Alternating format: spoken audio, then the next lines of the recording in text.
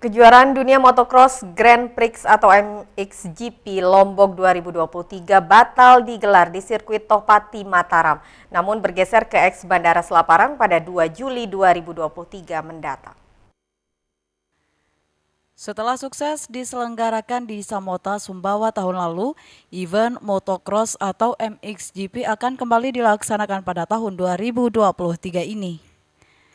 Meski akan dilaksanakan sesuai jadwal, namun lokasi sirkuit yang tadinya akan dilaksanakan di sirkuit Tohpati nampaknya tidak dapat dilaksanakan.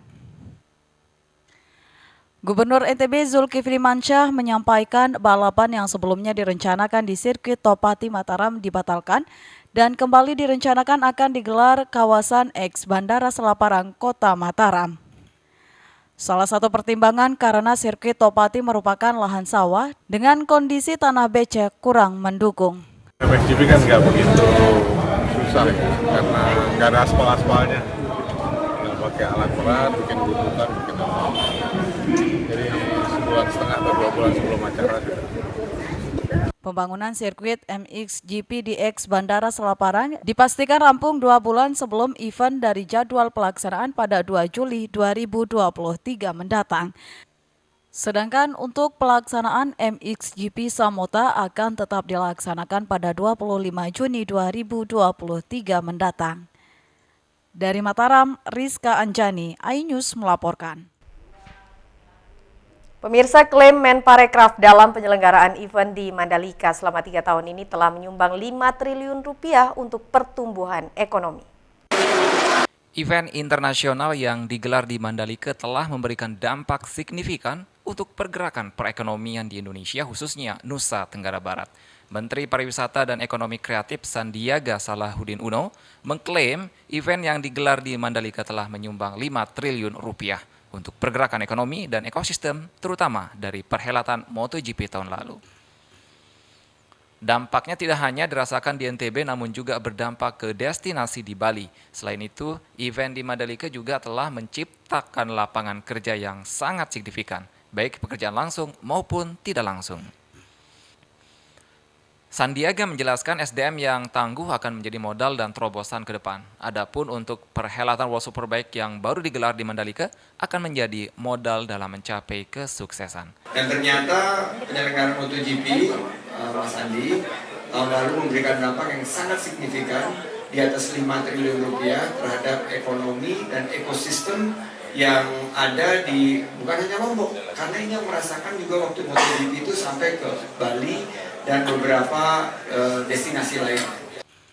Lebih lanjut, perhelatan lebih besar dapat digelar di Indonesia, terutama di sirkuit Mandalika seperti F1. Dari Lombok Tengah, Hemawe Diawati, iNews melaporkan.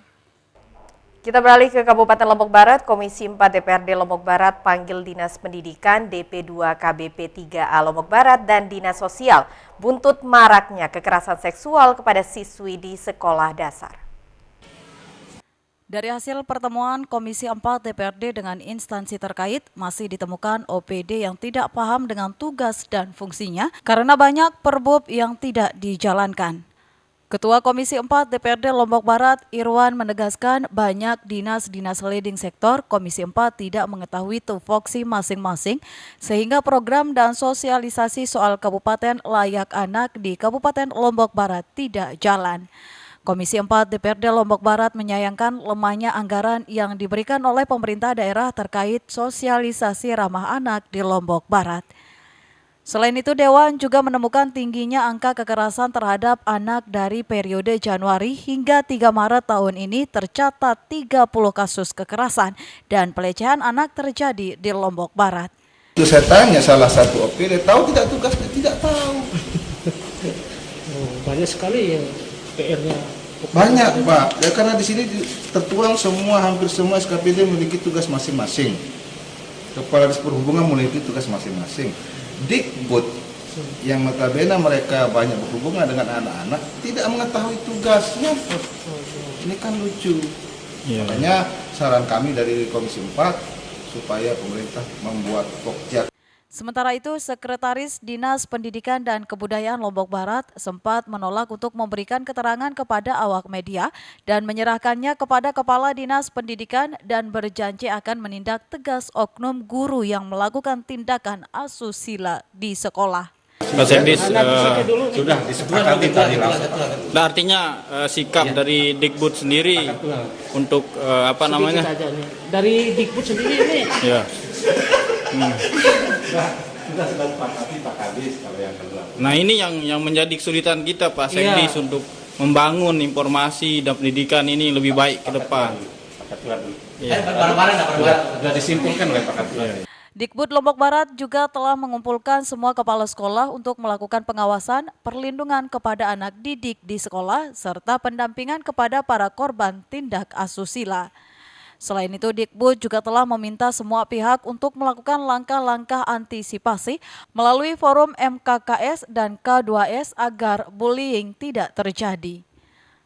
Dari Lombok Barat, Muzakir, iNews melaporkan. Beragam informasi penting lainnya akan kami sajikan untuk Anda sesaat lagi. Tetaplah di iNews NTB.